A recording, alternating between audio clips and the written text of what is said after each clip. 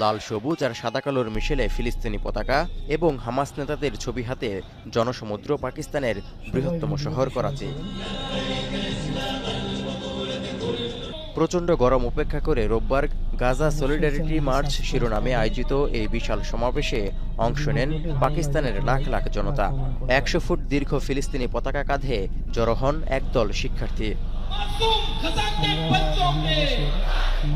এই সংহতি সমাবেশে শিশু সন্তান নিয়ে শুধু মুসলমানরাই নয়, খ্রিস্টান ও হিন্দু সম্প্রদায়ের মানুষও যোগ দিয়েছেন।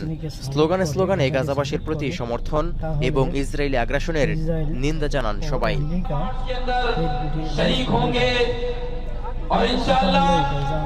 কাফনে মোড়ানো প্রতীকী রক্তাক্ত মৃতদেহে গাজায় ইসরায়েলি বাহিনীর হত্যাযজ্ঞের নির্মম দৃশ্য তুলে ধরেন বেশ কয়েকজন নারী ও শিশু, যার মাধ্যমে বিশ্ব বিবেককে নাড়িয়ে তোলার চেষ্টা করেন তারা, যা দেখে আবেগতাড়িত হয়ে ওঠেন গাজার সমর্থনের রাস্তায় নেমে আসা সাধারণ মানুষেরাও। এই সম্মেলন থেকে ইসরায়েলি পণ্য বর্জনের আহ্বান জানিয়েছে পাকিস্তানের ইসলামপন্থী দল জামায়াতে উলামা ইসলাম। যুক্তরাষ্ট্রসহ কয়েকটি ইউরোপীয় দেশকে ইসরায়েলের যুদ্ধাপরাধের সহযোগিতার অভিযোগ তোলেন দলটির নেতারা। सहूनियों को मुआशी तौर पे फ़ायदा पहुँचाती हैं, उनका बाइकआउट होना चाहिए।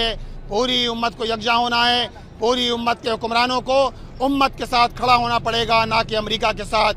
2023 সালের 7 অক্টোবর থেকে গাজায় ইসরায়েলি আগ্রাসনে এখন পর্যন্ত 51,000 ফিলিস্তিনি নিহত হয়েছেন, যাদের অনেকেই নারী ও শিশু। ইসরায়েলি বর্বরতায় এই মুহূর্তে দুনিয়ার সবচেয়ে নিষ্ঠুর মানবিক বিপর্যয়ের মধ্যে পড়ে আছে ফিলিস্তিন। তৌহিদুর রহমান, এখন বিশ্ব।